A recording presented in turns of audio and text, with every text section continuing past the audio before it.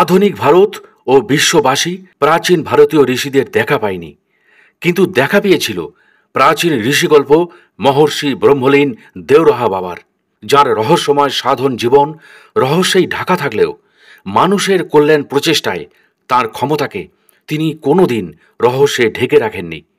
মহাভারতের মৃত্যুঞ্জয় সাধক ভীষ্মের মতোই তিনি তার শেষ দিন সম্পর্কে যা যা বলেছিলেন সেইগুলোই বিস্ময়করভাবে তার শেষ দিনে মিলে যায়।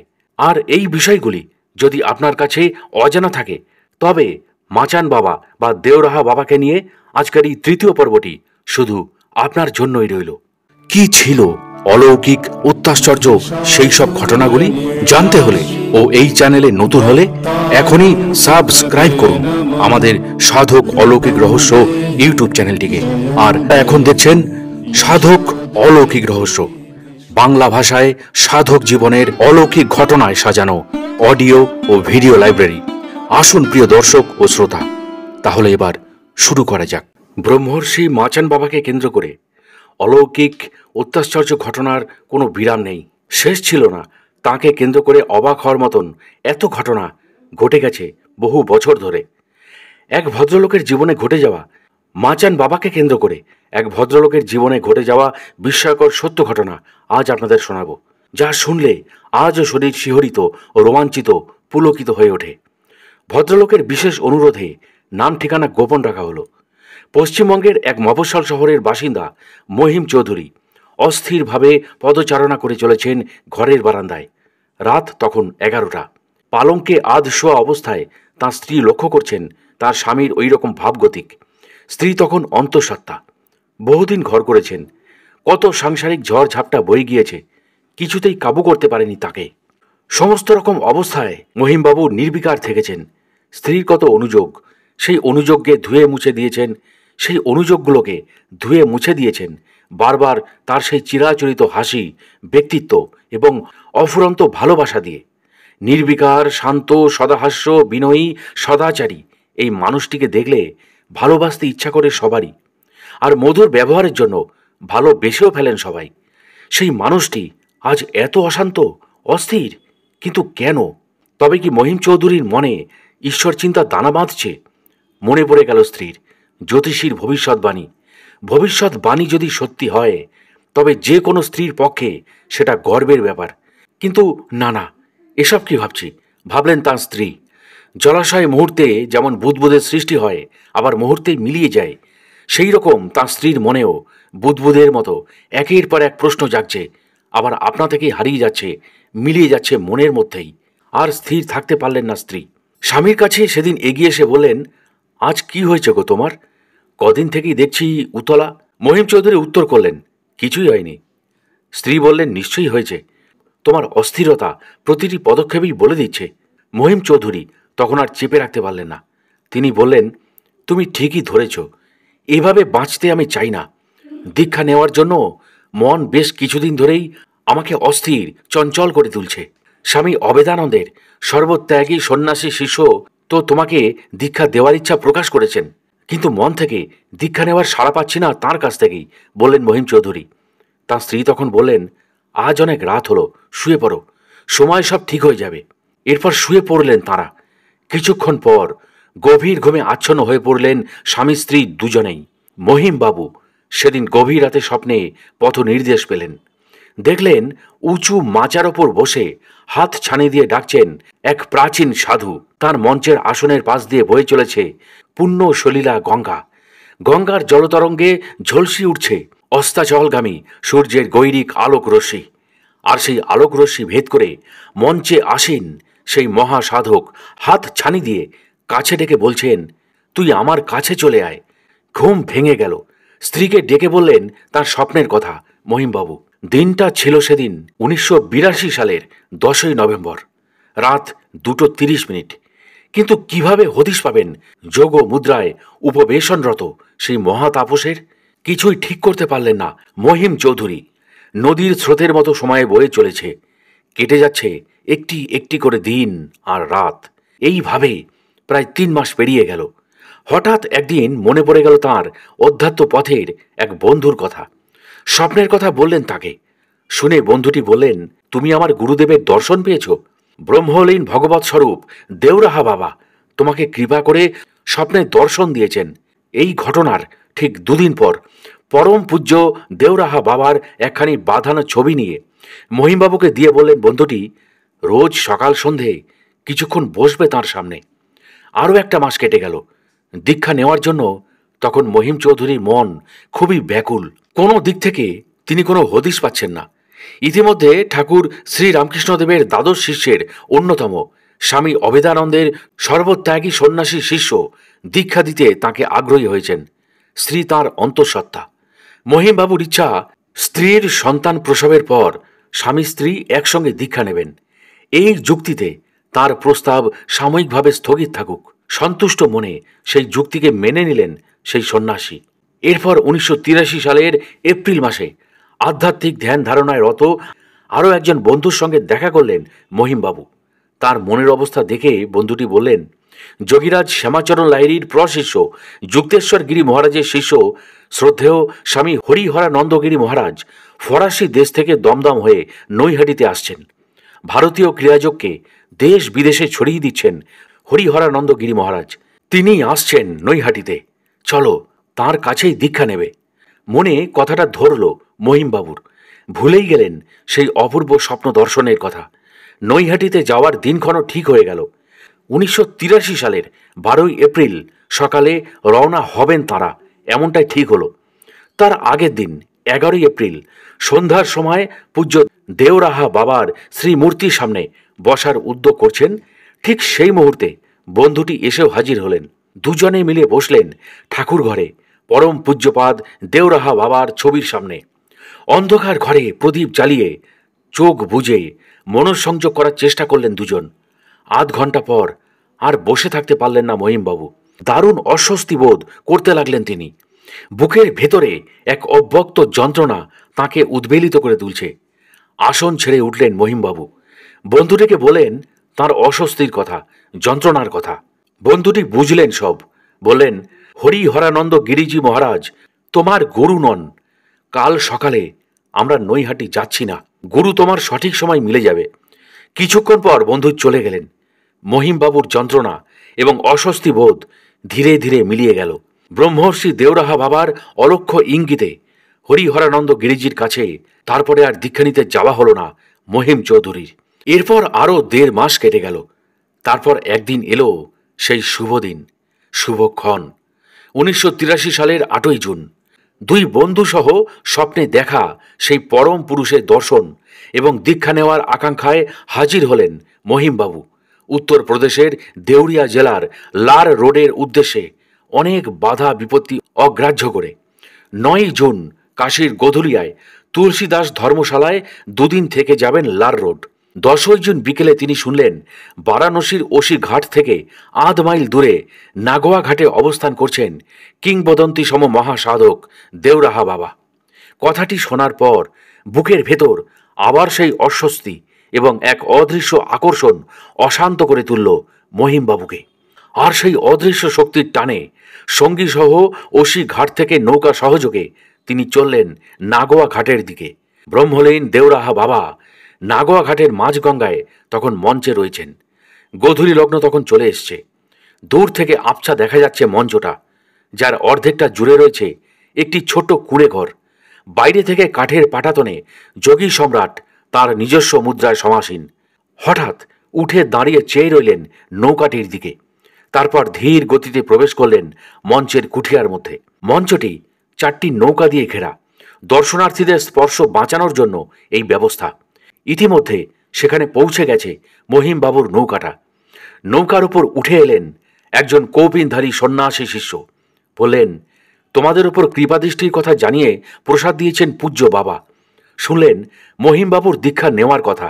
শিষ্যের কাছে জানলেন দীক্ষা নেওয়ার সময় সকাল 9টা থেকে বিকেল 5টা পর্যন্ত। তবে পাত্র বিশেষে বাধা ধরার সময় থাকে না, সেটার সিদ্ধান্ত একমাত্র প্রভু মাচান বাবাই নেবেন। হঠাৎ আকাশ বাতাস কাঁপিয়ে ধ্বনিত হল, সীতারাম সীতারাম সীতারাম। সচকিত হয়ে উঠলেন শিষ্য। বললেন, প্রভু কিছু বলতে চাইছেন, আমি এক্ষুনি আসছি। কয়েক মিনিট পর সন্ন্যাসী ফিরে এলেন, বললেন, দীক্ষা নেওয়ার সময় তোমার পূর্ণ। দেওরাহা বাবা এখন দিব্য আবেশে ঈশ্বর লীন অবস্থায় আছেন। তিনি আসছেন তোমাকে দীক্ষা দিতে। ইতিমধ্যে পরমপূজ্য যোগী সম্রাট কুটির থেকে মঞ্চে আবির্ভূত হয়েছেন। শিষ্য মহিমবাবুকে মঞ্চের নিচে নৌকায় বসিয়ে দিতেই মঞ্চাসীন ব্রহ্মর্ষি বললেন, আমি তোকে টেনে এনেছি বাচ্চা, দীক্ষা নেওয়ার শুভ মুহূর্ত এসে গেছে, এখনই দীক্ষা হবে তোর।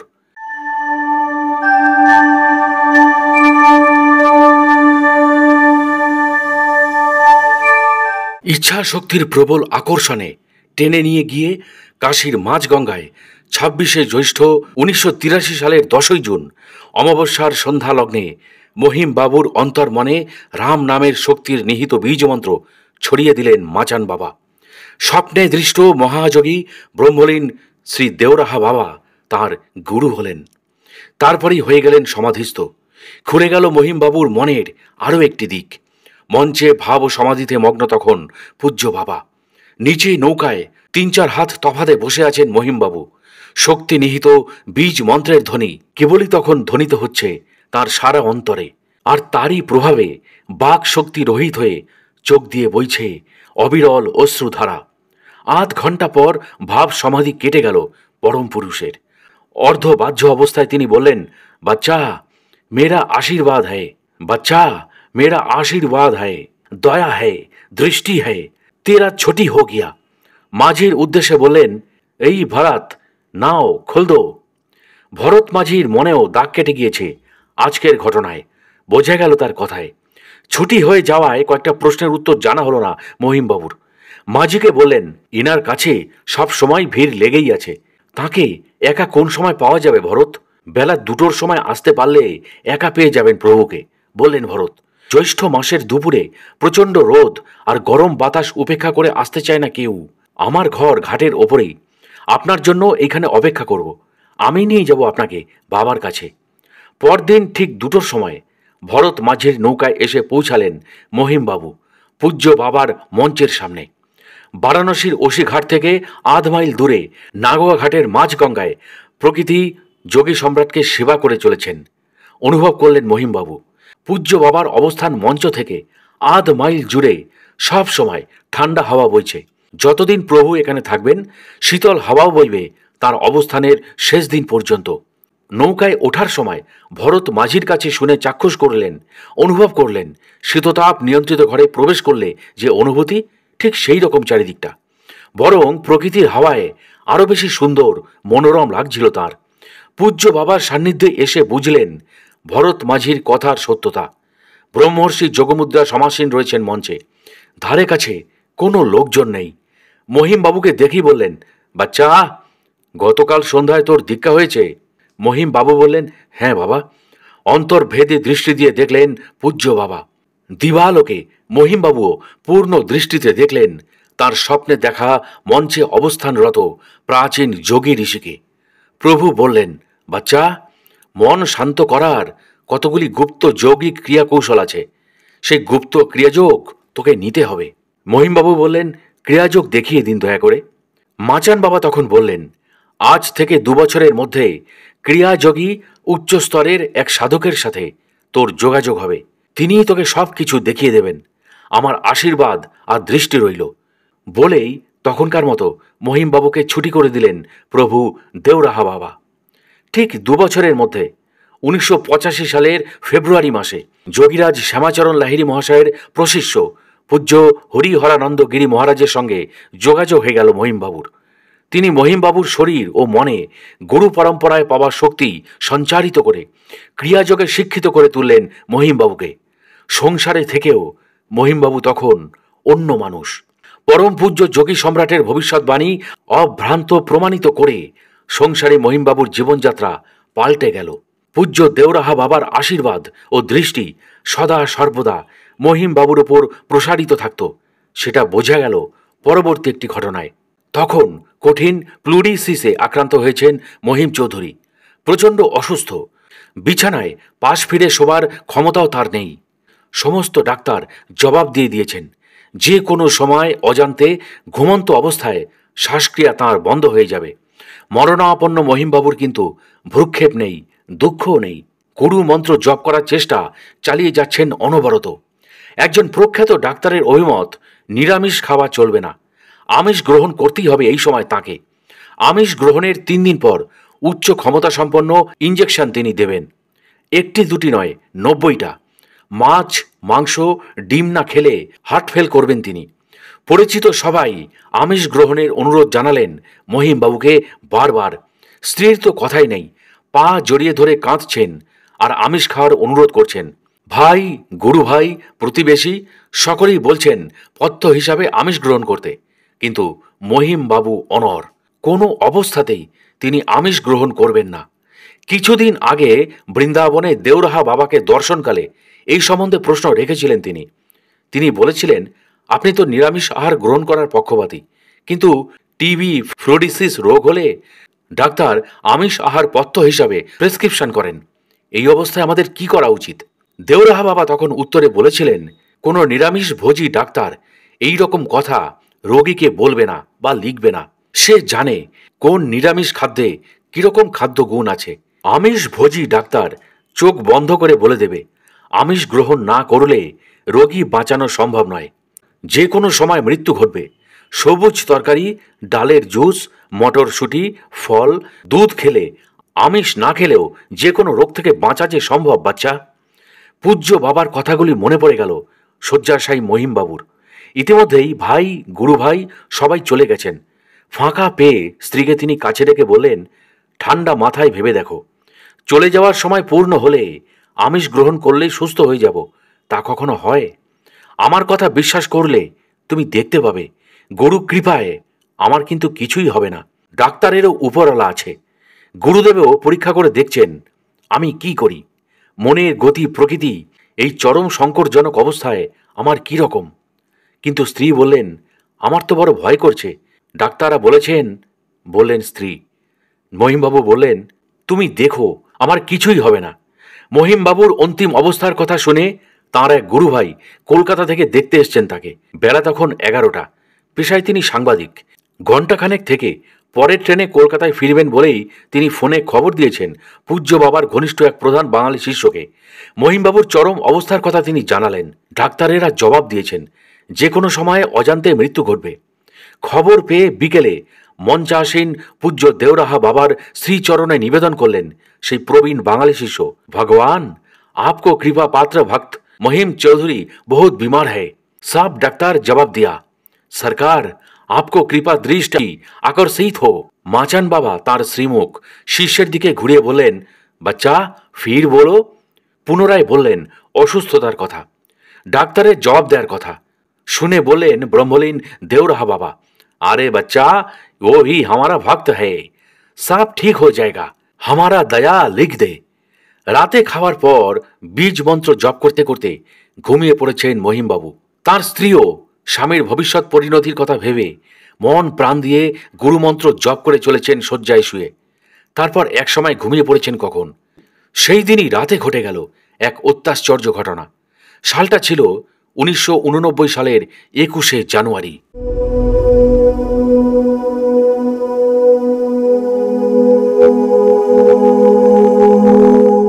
রাত তখন 2:30টে। কে যেন ডাকছেন মহিমবাবুকে, বলছেন, ওরে ওঠ, কাকে এনেছি দেখ। সেই ডাকে ঘুম ভেঙে গিয়েছে মহিমবাবুর। তার মনে হলো মুর্শিদাবাদের লালবাগে ভাগীরথীর অপর পারে প্রভু জগৎবন্ধু সুন্দরের জন্ম ও লীলাক্ষেত্র ডাহাপাড়া গ্রামের প্রতিষ্ঠাতা পরম বৈষ্ণব শ্রীপাদ কুঞ্জ দাসজি তাঁর মাথার কাছে দাঁড়িয়ে আছেন। আশীর্বাদ করেই মিলিয়ে গেলেন অন্ধকারে।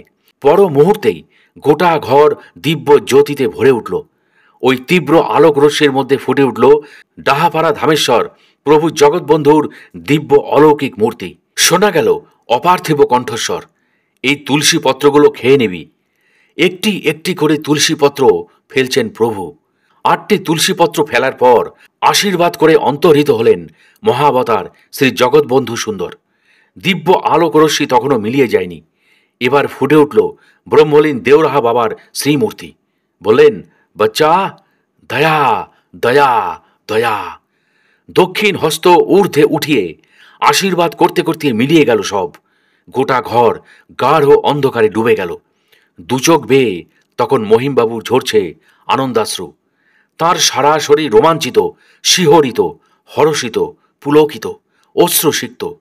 সেই অবস্থা বলে বোঝাবার নয়। বোবা অনর হয়ে গিয়েছেন মহিমবাবু। অনেকক্ষণ লাগলো সেই ভাবটা কাটাতে। ভাব কাটলে স্ত্রীকে ডেকে তিনি সব বললেন। শুনে খুবই আশ্চর্য হয়ে গেলেন স্ত্রী। মশারির ভেতর 8টি তুলসীপত্র পড়ে আছে, খুঁজে আমাকে হাতে দাও, স্ত্রীর উদ্দেশ্যে বললেন মহিমবাবু। তখনও তার পাশ ফেরার ক্ষমতা নেই। বিছানা ঝেড়েও খুঁজে পাওয়া গেল না প্রভুর দেওয়া কোনো তুলসী পাতা। ঘটনাটি আলোচনা করছেন স্বামী স্ত্রী, এমন সময় সদর দরজায় কড়া নাড়ার শব্দ শুনতে পেলেন। রাত তখন 3টে। কে যেন দরজা খটখট করছেন। দরজা খুলে দিলেন স্ত্রী। দেখলেন সদর দরজার সামনে দণ্ডায়মান ডাহাপাড়া প্রভু জগৎবন্ধু ধামের সাধুজি কৃপানন্দজি মহারাজ বা শ্রদ্ধেয় নারান্দা। দেখে অবাক হলেন তিনি। তখন বেশ অন্ধকার। ভোর রাত্রে সাধুজিকে দেখে বিস্ময় হতবাগ বাকরুদ্ধ হয়ে আছেন তিনি। বিমূঢ় ভাব কেটে গেল সাধুজির কথায়। তিনি বললেন, আমি আপনার স্বামীর কাছে এসছি, আসুন আসুন। উনি খুব অসুস্থ, মরণাপন্ন। ডাক্তার বলেছেন যে কোনো সময় অজান্তে। আর বলতে পারলেন না, কেঁদে ফেললেন স্ত্রী।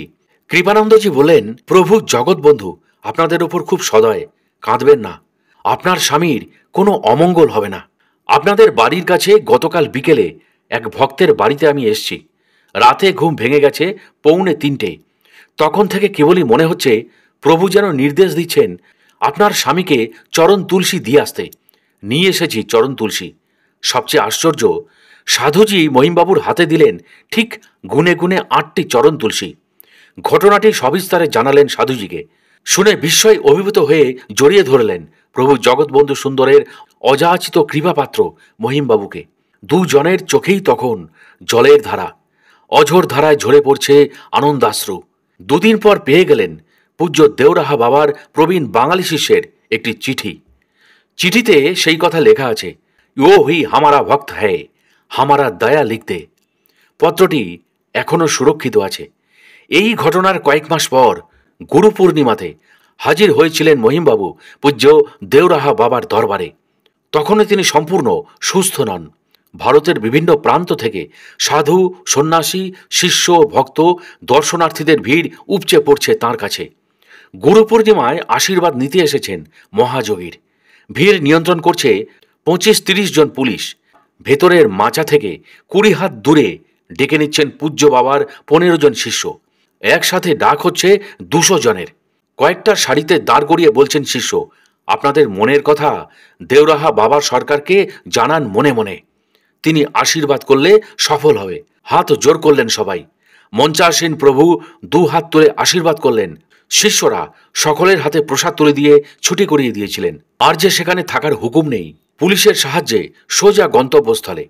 জুলাই মাসের কড়া রোদে মহিমবাবুকে 5 ঘন্টা বসিয়ে রেখে তারপর কাছে ডেকে আশীর্বাদ করে পূজ্য বাবা বলেছিলেন, বাচ্চা তেরা পর অসীম দয়া হে।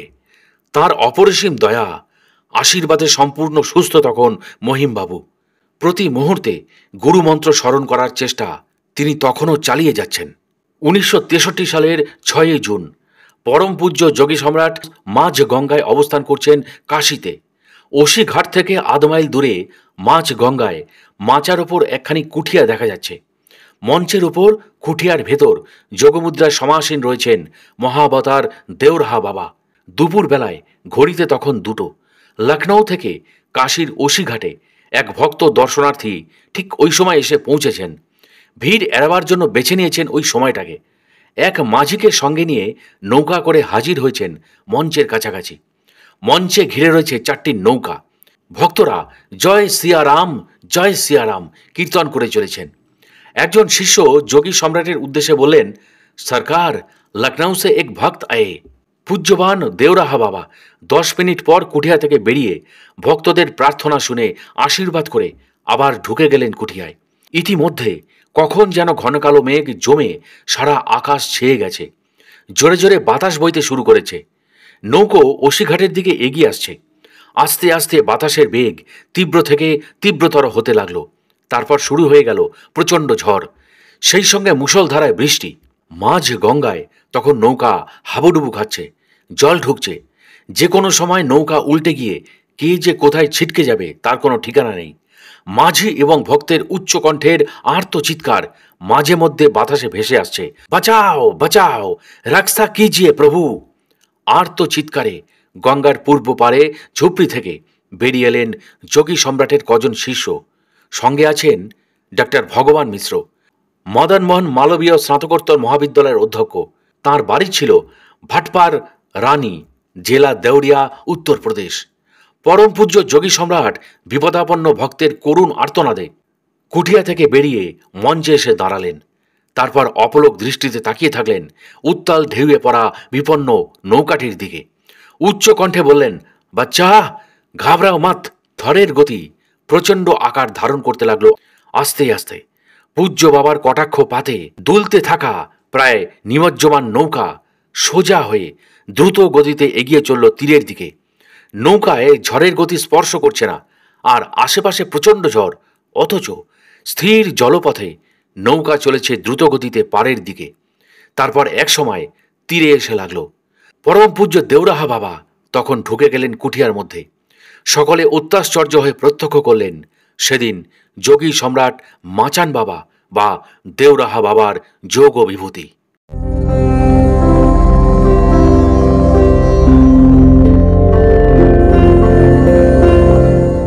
পূজ্য দেউরাহা বাবা বছরের বিভিন্ন সময় অবস্থান করতেন বিভিন্ন জায়গায়। গঙ্গা পুজোর পরদিন থেকে পৌষ মাসের মাঝামাঝি পর্যন্ত লার রোড আশ্রমে। পৌষ সংক্রান্তির আগেই চলে আসতেন মাঘ মেলায় এলাহাবাদের ঝাঁসিতে, অবস্থান করতেন শিবরাত্রি পর্যন্ত। তারপর ঋষিকেশ, বৃন্দাবন হয়ে কাশীর মাঝগঙ্গায় অক্ষয় তৃতীয়ার থেকে গঙ্গা পুজো পর্যন্ত প্রতি বছর তাঁর দর্শন পাওয়া যেত। 50 বছর পর্যন্ত এই পরিক্রমা চলছিল। 1986 সালের শেষ দিকে 50 বছরের পরিক্রমা বন্ধ করে স্থায়ীভাবে বৃন্দাবনেই অবস্থান করতে থাকেন ব্রহ্মলীন দেউরাহা বাবা বা মাচান বাবা। মনের ইচ্ছা শ্রী বৃন্দাবন ধামেই জাগতিক শরীর পরিত্যাগ করবেন। আগে থেকে কেউ ধরতেই পারেননি তার মনের কথা। জানলেন শরীর ছাড়ার দিন 10 আগে কয়েকজন অন্তরঙ্গ অতি প্রিয় শিষ্য। পূজ্য বাবাই তাদের বললেন তার নিজের মনের কথা। 19 জুন রাত্রি 10:20 ব্রহ্মলীন হয়ে যাবেন। মহাভারতের ভীষ্মের মতো তিনিও ছিলেন মৃত্যুঞ্জয়ী মহাসাধক। যেদিন ইচ্ছে করবেন সেই দিন তিনি তার স্থূলদেহ ত্যাগ করে ব্রহ্মলীন হয়ে যাবেন। 11 জুন থেকে সেভাবে আর দর্শন দিচ্ছেন না প্রভু। 12-13 জুন দুদিন ভক্ত শিষ্য দর্শনার্থীদের কাউকে দর্শন দেননি, সম্পূর্ণ সমাধিতে ছিলেন। 14-15 জুন 2-4 জন ভক্ত শিষ্যদের দর্শন দিলেন, স্বাভাবিকভাবে কথা বললেন। 16 এবং 17 জুন সমাধিতে রইলেন পরম পূজ্য ঠাকুর। 18 জুন সকালে মঞ্চ থেকে নেমে দাঁতন করলেন। অন্য দিনের থেকে একটু বেশি স্নান করলেন প্রভু মাচান বাবা।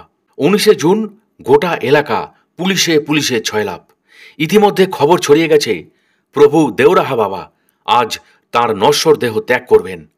খবর পেয়ে এলাহাবাদের প্রবীণ বাঙালি শিষ্য শ্রী নীলমণি মিত্র মহাশয়ও পৌঁছে গেছেন বৃন্দাবনে যমুনা নদীর অপর পারে পূজ্য বাবার তপভূমিতে। পুলিশ আশ্রম থেকে 2 কিলোমিটার দূরে পল্টন পুলের কাছ থেকে সবাইকে ফিরিয়ে দিচ্ছে। দুপুর 2টোয় কুটির থেকে বেরিয়ে মঞ্চে এসে বসলেন দেউরাহা বাবা। তখন তাঁর সহজ স্বাভাবিক অবস্থা। প্রভুর নিত্য সেবক দেবদাসজি মহারাজ অবস্থা দেখে জানতে চাইলেন, আপনার মহাসমাধির কথা আর কি কাউকে জানানোর প্রয়োজন? প্রভু উত্তর দিলেন, নেহি। মহাসমাধিতে বসার আগে প্রভু বললেন, ভারত আমার আত্মা স্বরূপ। ভারতের উপর কোনো সংকট তৈরি হলে আমি রক্ষা করব। শ্রী রামজির কৃপায় দ্রুত সংকট মুক্ত হবে ভারত। ইতিমধ্যে আশ্রমবাসী সাধু সন্ন্যাসী ভক্ত শিষ্য পুলিশের ভিড়ে জমে গিয়েছে। কিছুক্ষণ চুপচাপ। আবার শোনা গেল পূজ্য বাবার শেষ কণ্ঠস্বর, বাচ্চা, দুঃখ দারিদ্র থেকে মুক্ত হওয়ার এক রহস্যময় সত্যি কথা বলছি। তোমরা সব মন দিয়ে শোনো এবং পালন করার চেষ্টা করো। ভারতের হিন্দু, মুসলমান, শিখ, খ্রিস্টান, পার্সি যত ভারতবাসী আছে প্রত্যেকে যদি গো সেবার মহত্ব বুঝে গো পালন করে তাহলে ব্যক্তিগতভাবে দুঃখ দারিদ্র নষ্ট হয়ে যাবে। গো রক্ষা আর গো সেবায় জন্ম জন্মান্তর ধরে মানুষ সুখ, শান্তি, সমৃদ্ধিতে সংসার করতে পারবে, এই বিষয়ে কোনো সন্দেহ নেই। পার্থিব শরীরে শেষ আশীর্বাদ করলেন সকলের পরম পূজ্য দেওরাহা বাবা। आदेश করলেন प्रभु, हमारा शरीर छूटने के बाद सम्मुख जमुना बाई के जल में विसर्जन कर देना। এরপর প্রভু মঞ্চের ওপর পদ্মাসনে জলন্ধর মুদ্রায় এবং উড্ডানবদ্ধ মুদ্রায় আসীন হলেন। জলন্ধর মুদ্রাটি ছিল চিবুক কণ্ঠে ঠেকিয়ে নাভি দর্শন এবং উদ্যানবদ্ধ মুদ্রাটি ছিল পেট আকর্ষণ করে শির দ্বারা ঠেকিয়ে।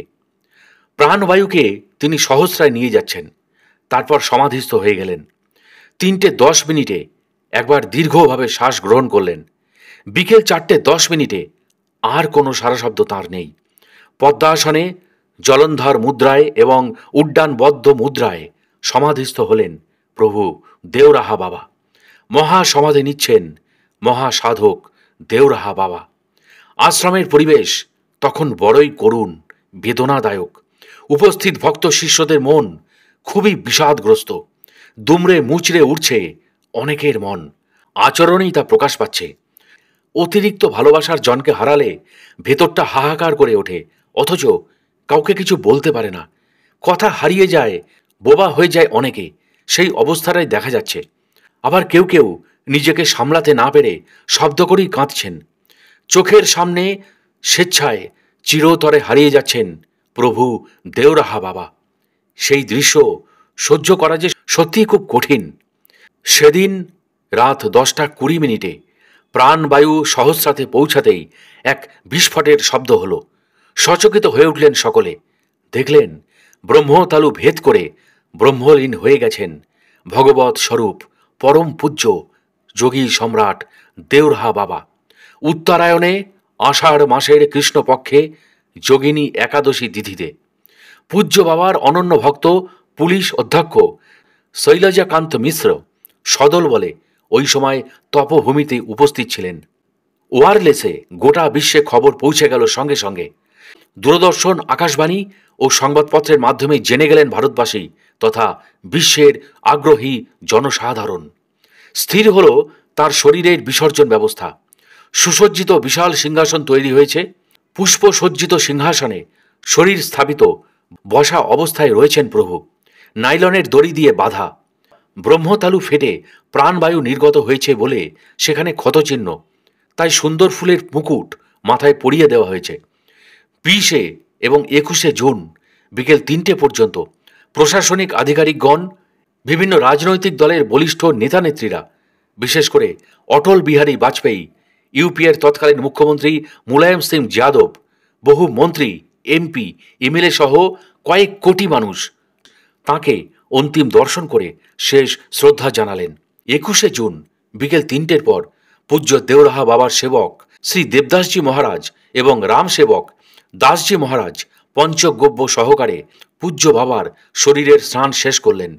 তারপর সিংহাসনের পায়ায় ভারী পাথরখণ্ড মজবুত করে বেঁধে লাখো লাখো শিষ্য সন্ন্যাসীদের কণ্ঠ নিঃসৃত বেদমন্ত্র ধ্বনিতে নৌকায় চাপিয়ে সম্মুখ যমুনায় পূজ্য বাবার আদেশ অনুযায়ী বিসর্জন করে দিলেন তাঁর নশ্বর দেহটি। প্রকৃতি দেবী আর স্থির থাকতে পারেননি সেদিন। গভীর বিষাদময় পরিবেশে জল সমাধির সাথে সাথে কোথা থেকে আকাশ জুড়ে কালো মেঘ সুন্দর শীতল ছায়া নিয়ে আবির্ভূত হল। জোরে বাতাস বইতে শুরু করল। সমস্ত যমুনার জল তোলপাড় করে বড় বড় ঢেউ উঠল। প্রকৃতির সে দৃশ্য সেদিন যারা দেখেছে তারা আজও হয়তো মনে রেখেছেন। যমুনার দুপারে লাখো লাখো লোক এই অপ্রাকৃত দৃশ্যের সাক্ষী হয়ে রইলেন সেদিন। ব্রহ্মলীন মাচান বাবা বা দেওরাহা বাবার শরীর বিসর্জনের সময় সাধু, সন্ন্যাসী, ভক্ত, শিষ্য, দর্শনার্থী তার সংখ্যায় কয়েক লাখ স্নান করলেন ওই যমুনায়। ওই সময় জয় দেওরাহা বাবা ধ্বনিতে আকাশ বাতাস মুখরিত করে প্রতিধ্বনিত হচ্ছিল বারবার।